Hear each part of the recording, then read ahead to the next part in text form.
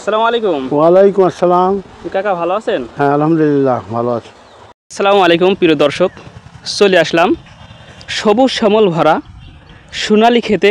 আমাদের এই ধানের ক্ষেত বিগত কয়েক বছরের তুলনায় এই বছর এত পরিমাণ ধান হয়েছে, তো আপনারা যদি সচক্ষে মাঠে আসেন এবং দেখেন তো আর কি বলবো, যে আপনারা আপনাদের নিজের চোখে বিশ্বাস করতে পারবেন না। এবছর ধানটা খুব ভালো হয়েছে, আল্লাহ পাক দিয়েছে। ধানগুলো ঠিক মতো গুছে নিতে পারলে সফলতা হতে পারবো, আল্লাহ সুখী শান্তি রাখতে পারে।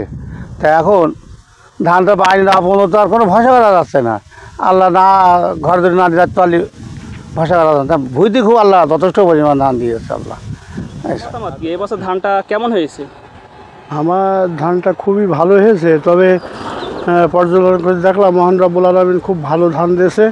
আমি 1 বিঘে 16 কাঠা জমি ধান করছিলাম, কিন্তু একটা অভিজ্ঞতা হলো আমার ধানটা রোপণ করা একটু হালকা হয়ে গিয়েছিল। গোছে একটু বেশি দিলে মনে হয় সম্ভবত আরও ভালো ফলন হতো।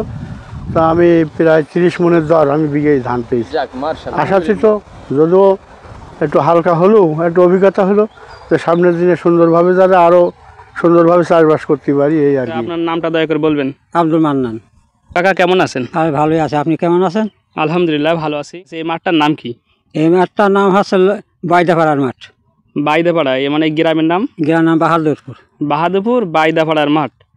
তো এর আগেও আমরা গিয়েছিলাম শিকারপুর মাঠে গিয়েছিলাম, তো সেখানেও আলহামদুলিল্লাহ অনেক ধান হয়েছে। তো এখন চলে আসলাম বাহাদুরপুর মাঠে আর কি। এই যে বাহাদুর যে বাউড় আছে, বাউড়ের পাশে আমরা এখানে অবস্থান করছি। তো এখানে আপনাদেরকে ধানের যে অবস্থা একটু দেখাবো। তো কাকা আপনি ধান কতটুকু করেছেন? আর ধান করেছি 2.5 বিঘে। ও আলহামদুলিল্লাহ। তা 2.5 বিঘে ধান যে করেছেন, মানে ফসল কেমন হয়েছে? ফসল খুব ভালো দিয়েছে আল্লাহ বছর।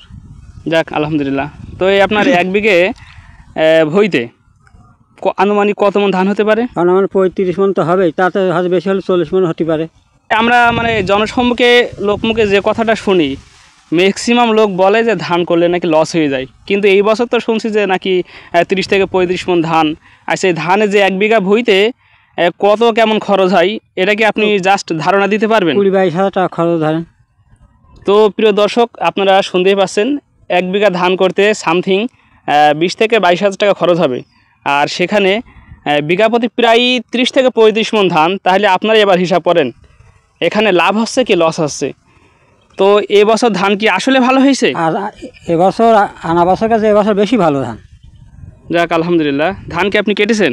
ধান কাটিনি, এখনও কাটবো, এখনও কাঁচা দিয়েছে একটু।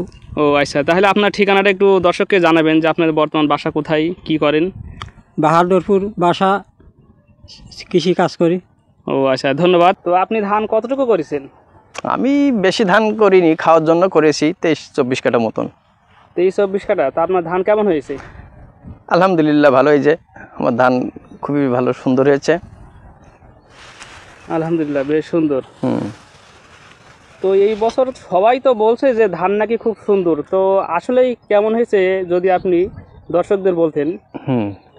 যদি আল্লাহ যদি আপদ বিপদ যদি সামনে যদি না দেয়, যদি হাসি মুখে যদি আর কি কৃষক যদি বা আমরা ধানগুলো যদি বাসায় তুলতে পারি আর কি, আল্লাহর রহমতে মনে হয় ভালোই লাভবান হবে ইনশাল্লাহ। যদি সরকার সেভাবে আর কি যদি ন্যায্য দাম দেয়, তাহলে আমি মনে করি কৃষক ঠকবে না আর কি।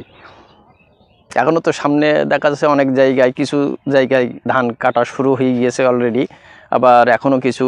তবে এই ধানটা আশা করি সামনের সপ্তাহের দিকে ইনশাল্লাহ হয়তো বা কাটা সম্ভব। ধান প্রায় 99% পেকেই গেছে। এই সামনে একটা ভুঁই দেখছেন, এই ভুঁইটাও আর কি সপ্তাহ 1.5-এর ভিতরে আর কি পুরোটাই কাটা হতে পারে। তো যাক, আশা করি আমি সরকারের কাছে একটা দাবি করব, যেন সরকার এই বছরে যেন কৃষকের আর কি ন্যায্য মূল্যই আর কি ধান কেনে। আল্লাহ পাক যদি আমাদের সহায়তা করেন এবং আমাদের সাথে থাকেন, ইনশাল্লাহ আমরা এই বছর খুব সুন্দরভাবে ধানগুলো গুছিয়ে নিতে পারবো। তো আশা করা যায় সবাই দোয়া করবেন যাতে মানে কোনো রকম প্রাকৃতিক দুর্যোগ যাতে আমাদের উপরে না আসে, তো আমরা যেন ভালোভাবে ধানটা গুছিয়ে নিতে পারি। যে যেখান থেকে আমাদের এই ভিডিওটি দেখছেন অবশ্যই ভিডিওটি শেয়ার করে দিবেন এবং অন্যকে দেখার সুযোগ করে দিবেন। ধন্যবাদ সবাইকে।